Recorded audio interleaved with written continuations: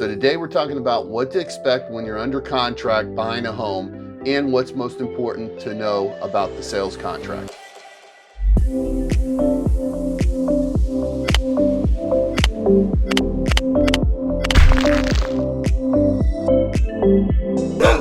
Hi my friends, it's Lee Brickey with the Brickey team and Keller Williams Reserve, and welcome to another edition of Real Estate Tips and Tours. Before we get started, if this is the first time you've been to my site, please don't forget to slap that subscribe button, ring that notification bell. We put up a new video every Friday, and on Tuesdays we have our Tuesday real estate market tips for South Florida. So you found a home you love, you put an offer in on it, and the offer was accepted, and now you're under contract. So what now? Well, if you're financing, the first thing is your real estate agent's going to send the contract over to the lender so the lender can start ordering the title fees. Then once your lender has the title fees, they're going to send you the initial loan disclosures to sign to start the loan. Now in this process, don't freak out. I always tell my clients, don't freak out when the lender sends you the initial disclosures, because those initial disclosures are going to have the absolute most that you could pay at closing. So a lot of those fees are going to be picked up by the seller. Also, your interest rate's probably going to be a lot better. So those initial disclosures are just to get your loan started. At the end of this video, we're going to be talking about the closing disclosures, and that's where you're going to see the actual numbers. So once you sign those loan disclosures, the loan is in process. Now, if it's a cash deal, your real estate agent's going to start working with the title company immediately to get your home closed so that you can move in. This could actually be as little as 15 days, depending on the time you want to close and the time that the seller needs to close. So what's most important in that contract to be aware of? So most sales contracts that a real estate agent will use are what's called an as-is sales contract. That contract means that you are buying that home as is. Unless it's new construction, where the builder usually uses their own contracts, you're buying a home with an as-is real estate contract. This contract is 12 pages long. There are a few very important things in that contract that you need to be aware of because they're time sensitive. Now you also might be moving into an HOA, so you're going to need an HOA addendum. Then you might also be a VA or an FHA buyer, so you're going to need a FHA or VA addendum. And then if the house is older than 1978, then you're going to need what's called a lead-based paint addendum, because back then they used lead-based paint. But most of these homes in South Florida no longer have any lead-based paint in them because they've been rehabbed. Then the seller may send you what's called a seller's disclosure, and that seller's disclosure tells you everything that the seller knows wrong with that home. The HOA addendum will tell you how much the HOA fees are and how they're paid. Usually that's paid quarterly. The FHA and VA addendum have a clause in there that the home must appraise for the sales price. Then the lead-based paint addendum just tells you that this home was built after 1978 and could possibly have lead-based paint. The next thing to be aware of is your escrow deposit. Usually you'll have 3 to 5 days to put your escrow deposit with the title company. Now this can be a personal check, a wire, or a cashier's check. If you're closing cash and you're closing in 15 to 20 days, I always suggest clients use a cashier's check, or even better, they wire the money to the title company. Some title companies today won't even take a cashier's check, and they want 2 to 3 weeks for that to clear. But if you're closing 30 to 45 days later, it's okay just to give the title company a personal check in most cases. Most title companies will just take a personal check because there's plenty of time for them to see that clear their account. So how do we protect your escrow? That's the most important thing to understand in this contract, is that you want to make sure that your escrow is protected. So the next thing to be aware of is your inspection period. Now you're going to have probably a 7-day inspection period in this market. Most sellers do not want to keep their house off the market more than 7 days. Some might go for 10, but usually it's 7 days. And usually in 7 days you can get an inspector out there to do the inspection for you. So what happens under that inspection period? Well, number one, you have the right to cancel that contract for any reason under the inspection period.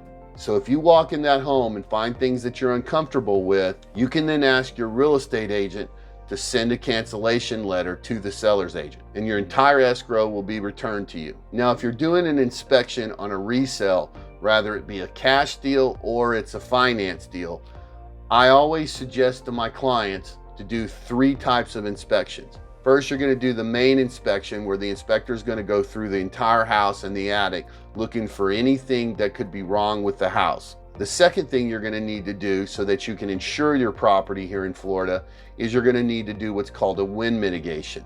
The wind mitigation is going to look at the age of the roof, what type of covering that's on the roof, and if there's hurricane protection. All of these things are important to know for you to get the best rate on your insurance and get the best insurance company. Because here in Florida, if a roof is over 10 years old and the house has no hurricane protection, and or if it's wood frame, not concrete block, these things are going to affect your homeowner's insurance dramatically. So when we're out looking for resales, we're trying to find a home where the roof is less than 10 years old and for sure not older than 15 years old. Also, we want to have a concrete block home, and we want a home with either impact glass or hurricane shutters. Also, you want to look at the garage door and make sure that garage door is also hurricane impact resistant. So once you're through the inspection period, now you go through the appraisal.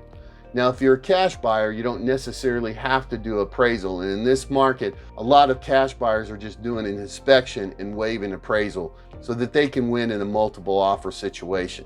But if you're financing, you're going to have to do an appraisal, because the lender is going to order that appraisal for the bank, and the bank is going to want to know what that house is appraising for. So usually the appraisal will take about 10 to 15 days into the contract. When the appraiser goes out to the home, he's going to look at all the comparable sales and take 3 comparable sales to compare against the price of the home that you're purchasing. So if the appraisal comes in short, you're going to have to renegotiate that sales price, or you're going to need to pay the additional monies out of your pocket at closing. So let me give you an example. You purchased the home for $500,000 on the contract. The appraisal comes out and the appraisal comes in at, say, $490,000. There's a $10,000 gap in that appraisal. So either you go back to the seller and say, I want you to come down $10,000 on your home, or you pay the additional $10,000. This is why it's really important for you to have a good real estate agent that knows the market, so they can comp the house out before you go into contract, so they can see if that house looks like it's going to appraise. It's never a perfect science, but real estate agents that have been working in the market for a long time know that market very, very well, and usually know how to appraise a house out. Now, if that appraisal does come in short and you have an appraisal contingency, then if the seller doesn't want to come down, you can then walk away from the deal and get all of your escrow back. But if you go ahead and move forward after the appraisal, you now get into what's called the loan approval period. And the loan approval period usually is somewhere between 20 and 30 days. Here lately, it's been 20 days because sellers don't want, again, to go through long processes of getting homes approved. They want to know as soon as they can if a buyer is going to be able to buy that home. So the loan approval date is one of the most important dates to be aware of, because that date is the last day that you can legitimately ask for your escrow back. So what the loan approval is that all of your paperwork and your documents have been submitted to the bank, and an underwriter has gone through everything and has sent a letter to the lender saying that we are approving this loan and it can go to closing. So for some reason, if you don't have that loan approval letter in that 20 or 30 days, whatever the loan approval period is, then your real estate agent needs to send a cancellation and cancel the deal, or they need to extend the loan approval period. Because once this loan approval period is over, your money goes hard and you're going to need to close on this house. Otherwise, you take the risk of losing your deposit. And in most cases, you will lose your deposit. So it's very, very important for you to keep up with that loan approval date. So once you have the loan approval, you're on your way to closing. The next step is your lender is going to prepare a closing statement with the title company. And the closing statement is going to have all of your closing costs on it. And these closing costs are going to consist of the lender fees, the title fees, the state fees, any broker fees that may exist, plus your prepaids, like your insurance and your taxes. then you're going to be able to go over that closing statement with your real estate agent, the lender, and the title company to make sure everything is correct. Once you agree to that closing statement, your lender then is going to order your closing disclosures. These come directly from the lender, and they will also tell you exactly what your fees are going to be at closing. Once you sign those closing disclosures, you have a 3-day cooling off period where you can go over those disclosures and make sure everything is okay and you're comfortable with closing on the home before you go to the title company to close. Preparing also during the time when the lender's preparing the closing statements with the title company, they'll also set up your closing date with you. And once the closing documents are signed and you're in that 3-day cooling off period, that's when also the title company is going to send you a secured email with wiring instructions so that you can then wire in your money for closing. This is really important that you work directly with the title company and that you know when that email comes across, it's a secured email. Because one of the things you want to be aware of, there's been a lot of fraud in closings where clients have gotten emails from a title company thinking it's their title company. They wire the money and it was a scam. I have a real estate agent that I work with very closely up in Vero, and one of his clients a couple of years ago actually wired in $100,000 to the title company. It was a scam, and he wired it into someone else's account and he lost the money forever. They could never find out who it was. So make sure you're talking to the title company, make sure you're talking to your real estate agent before that wire goes out, and you make sure that that wire is directly from the title company and it's on a secured link. So once you get your wire in and your 3-day period is up, you're closing. So there's only one last thing to do, and that's walk the house before you close. Now, when you walk the house before you close, you want to walk it the day of the closing. This goes for new construction also.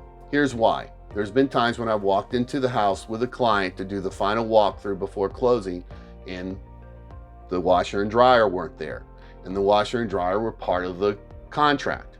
Also, I've walked into a house where there was a burst pipe or a burst water heater and the house has been flooded. And if it's new construction, there might be some things that need to be tightened up, and you want to have that fixed before you actually sign the documents. Because once you sign those closing documents and those loan documents, that's it. You own the house. Another question I get from clients is, can I move my stuff in early? Usually the answer to that is no, because once you move your things into a home, you then take possession of that home, and they would literally have to evict you from it if for some reason you did not close. So they don't give you the keys and they don't let you put anything into the house until that wire has come through and the seller has been paid. You wired your money, you're at the closing table, you've signed your documents, and the keys are handed over to you, and you're a brand new homeowner.